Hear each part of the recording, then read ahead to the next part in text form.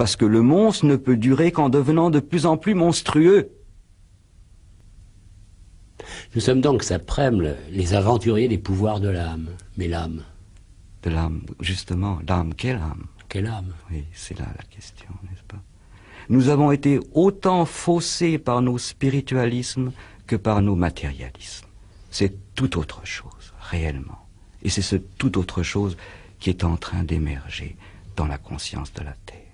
L'âme, c'est peut-être quand nous descendrons davantage dans notre propre matière, cette matière vraie, celle qui n'est plus revêtue de toutes ces pensées, ces philosophies, ces peurs, sa médecine, ses lois, quand nous descendrons dans cette croûte, dans cette assise première de la matière, alors nous comprendrons ce qu'est l'âme.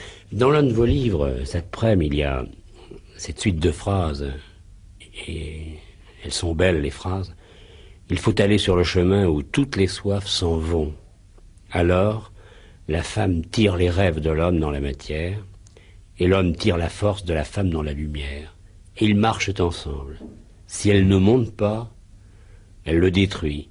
S'il ne crée pas, il la perd. Oui, oui, ça c'est la relation de l'homme et de la femme, la vraie. L'avez-vous, cette relation, vous, personnellement? Oui. Vous l'avez dans l'esprit? Non, dans le cœur et dans ma vie. C'est quelque chose qui est très mal compris, n'est-ce pas, en Occident, où les femmes sont simplement une parure, une distraction ou une sensualité. Mais la femme, c'est quelque chose de beaucoup plus solide, silencieux et fort. C'est la base de l'homme, la femme. Parce qu'elle est là, il peut créer et se développer. Si elle n'est pas là, il ne peut pas créer.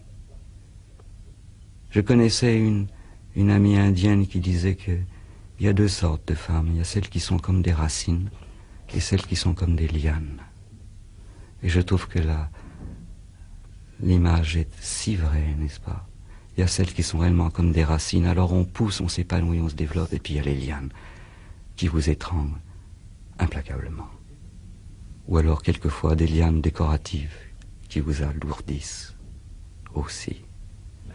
Vous écrivez cette prème, ces voyages de l'âme, ces romans de l'aventure intérieure, mais l'homme aujourd'hui, est-il capable de lire, de vous lire, d'entrer dans votre univers? Je ne crois pas, n'est-ce pas? C'est un luxe d'écrire, je crois bien, n'est-ce pas? J'ai essayé d'écrire, bien sûr, mais je ne pense pas qu'on me lira tellement beaucoup. Je crois que le phénomène est en train de se produire, n'est-ce pas? Comme un jour, à la fin de l'ère secondaire, il y a des reptiles qui sont devenus oiseaux. Le phénomène, nous sommes en plein dedans. Alors, que j'ai pu l'écrire, c'est un luxe. Ceux qui le liront et qui comprendront, c'est une grâce.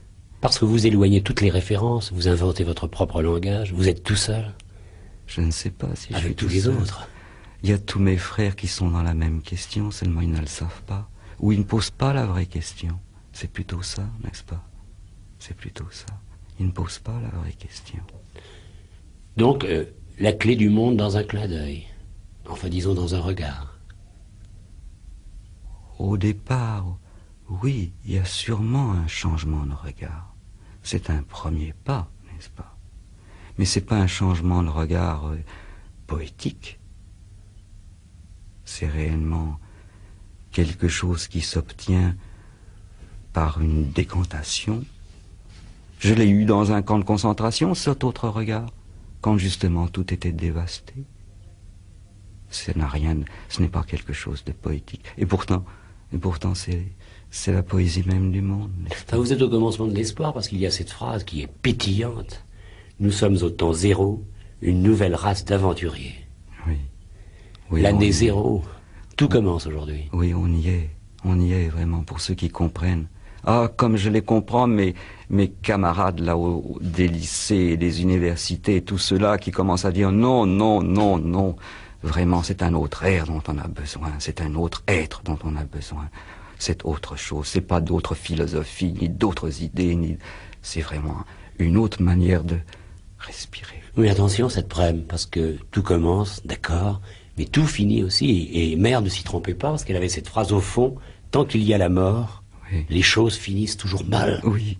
Et alors? C'est le problème qui est en train de se jouer, en effet. Parce que ce qu'on appelle la mort, c'est cette paroi du bocal. C'est ce que nous sommes pour certains poissons. Nous sommes la mort pour eux. Eh bien, qu'est-ce qui est la mort pour nous, de l'autre côté de notre bocal? Quand nous aurons franchi cette barrière cellulaire, cette conscience tout au fond, nous aurons franchi la mort. Nous serons entrés dans une conscience où la mort n'est pas, n'est-ce pas? Dans cette conscience-là, la mort n'est pas. Et alors, on est en train de nous pousser vers cette conscience. Ce n'est pas que nous allons devenir immortels, bien entendu, c'est pas cela. Mais à partir de cette révolution de conscience, pourrait-on dire, à partir de là, eh bien, tout un nouveau mode d'être va sortir, n'est-ce pas? Comme une fois, il y a une petite vibration mentale qui est venue effleurer un anthropoïde et qui l'a fait s'arrêter tout d'un coup dans sa mécanique, n'est-ce pas? Et cela conduisait à Einstein et à tout ce que nous savons. Eh bien maintenant, c'est une autre sorte de petite vibration dans la matière. C'est une vibration légère. C'est comme un gonflement chaud dans l'être. Quelque chose qui est comme souverain, mais joyeux, mais tranquillement joyeux et sûr. C'est quelque chose qui est en train de traverser toutes nos vieilles couches, qui essaie de pousser son sourire et sa joie vers à travers les mailles de notre étouffement. C'est quelque chose qui est en train de fuser par tous les pores de la terre. Et si les hommes, les êtres, les jeunes, surtout les jeunes, au lieu de regarder la négativité de leur fin d'histoire, comprenaient la positivité de ce qu'ils vivent, que tout cela, c'est pas la fin d'une civilisation, c'est réellement la fin d'un cycle, au sens géologique ou même paléontologique.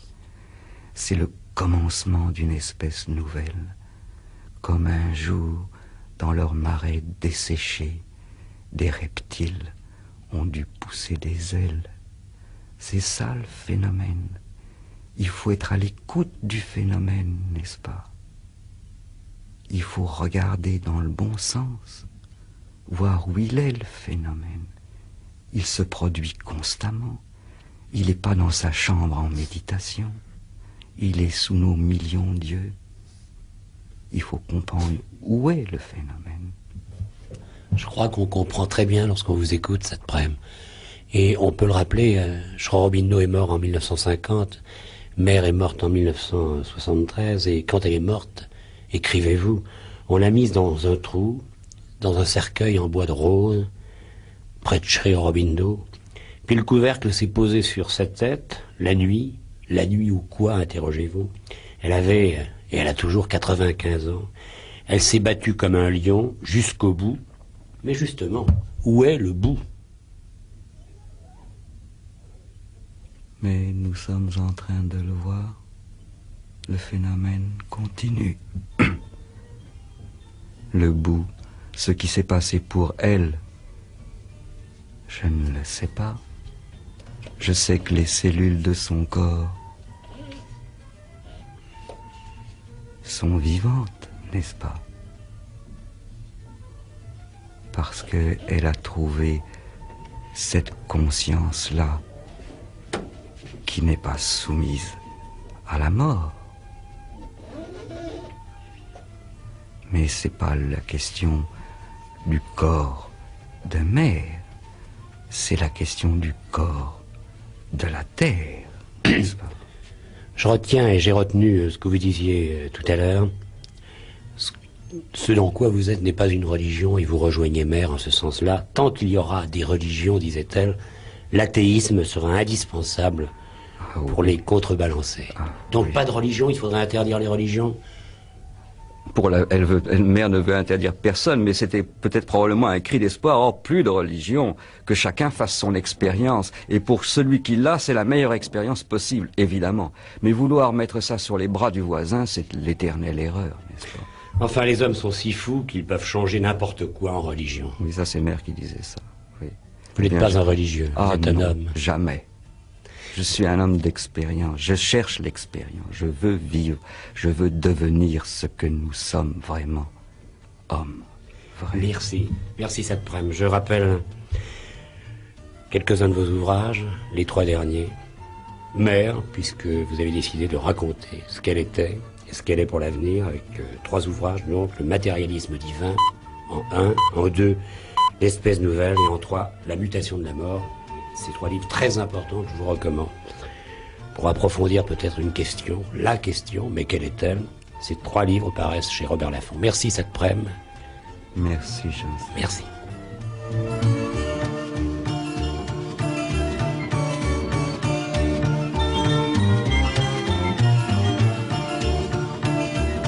France Inter, bientôt 18h. Je voudrais rappeler tout de même que le 3e tome, La mutation de la mort, ne sort qu'en octobre.